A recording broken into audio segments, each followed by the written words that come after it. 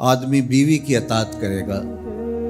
لیکن ماں کی فرما برداری نہیں کرے گا، بیوی کی ڈیمانڈ پہ فوراً بھاگ کے جائے گا، لیکن ماں دوائی کا بھی کہہ رہی ہوگی تو ٹال مٹول کرتا رہے گا، کل پرسوں ہفتے گزر جائیں گے، ماں کے ساتھ جانا اس کو پسند نہیں ہوگا، ماں کی خدمت میں رہنا، اس کے پاس بیٹھنا اس کو پسند نہیں ہوگا، ماں دھکے سے بیٹوں کو بیٹیوں کو اپنے پاس بٹھائے گی لیکن بیٹھنا پسند نہیں ہوگا۔ وہ ادنا صدیقہ ہو وہ اقصی ابا ہو، دوستوں کے ساتھ بیٹھ کے گپ شپ لگانا مرغوب ہوگا، باپ کے ساتھ بیٹھنا پسند نہیں ہوگا، باپ کے پاس اولادیں نہیں بیٹھیں گی۔ اور یہ جو مصیبت آئی ہے اس نے تو گھر کے اندر بھی پاس بیٹھی اولاد کو بھی ماں باپ سے چھین لیا ہے، وہ وہاں بیٹھ کر کے بھی حاضر باش نہیں ہوتے۔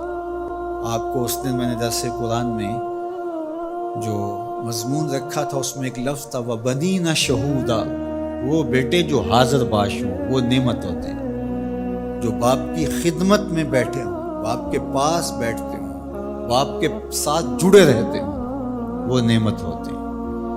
اور جو باپ سے جان چھڑاتے رہتے ہوں، جی چراتے رہتے ہوں، پھنس گئے تو 2 منٹ بیٹھ گئے ورنہ نہیں۔ بالخصوص بوڑھے بزرگوں کے پاس تو اس دور کے اندر کوئی بیٹھنے کے لیے تیار نہیں ہوتا، وہ ترستے ہیں کہ ہماری اولاد ہمارے پاس بیٹھے، لیکن اولاد کی دلچسپیاں ہی کوئی اور ہیں، وہ انہیں اولڈ فیشن سمجھتے ہیں، پرانے زمانے کے لوگ دقیانوس، ان سے ہم بات بھی کیا کریں، یہ ہمارے زمانے کی باتیں نہیں سمجھتے۔ جب تم ان کے زمانے کی باتیں نہیں سمجھتے تھے،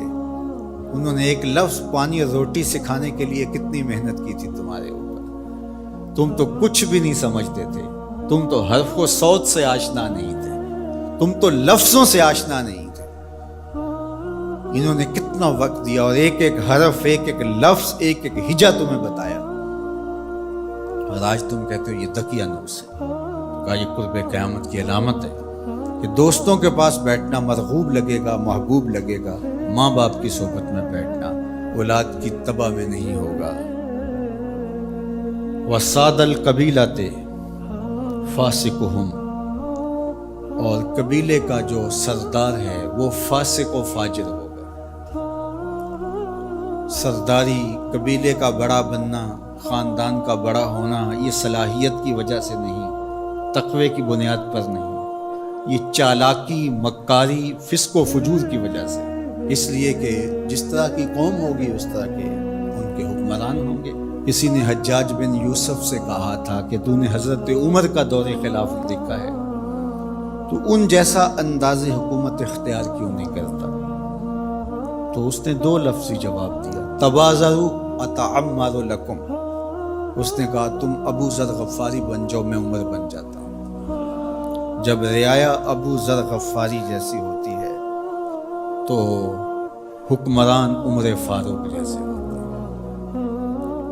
جب ہم چور ہوں گے، ہم خائن ہوں گے، ہم بدکار ہوں گے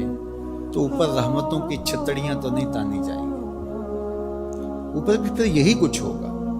ایک روایت میں آتا اعمالکم امالکم، تمہارے اعمال ہی تمہارے حکمران ہوں گے۔ فرمایا کہ وہ اس بات پہ قادر ہے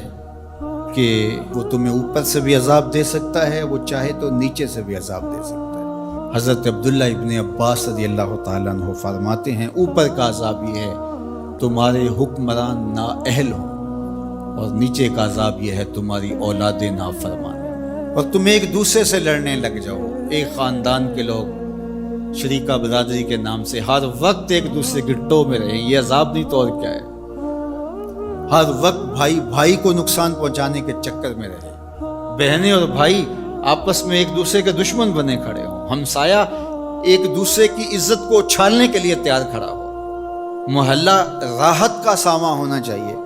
لیکن محلہ آپس میں ایک دوسرے کی عزت کو پامال کرنے کے لیے تلا ہوا، خاندان، برادریاں جو کہ وحدت کی علامت ہونی چاہیے، یہ ایک دوسرے کو اذیت دینے کے لیے، تکلیف پہنچانے کے لیے،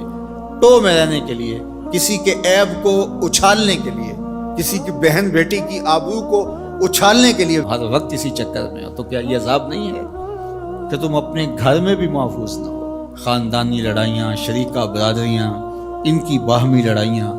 یہ فرقوں کی لڑائیاں، سیاسی جنگ و جدل، یہ کیا ہے؟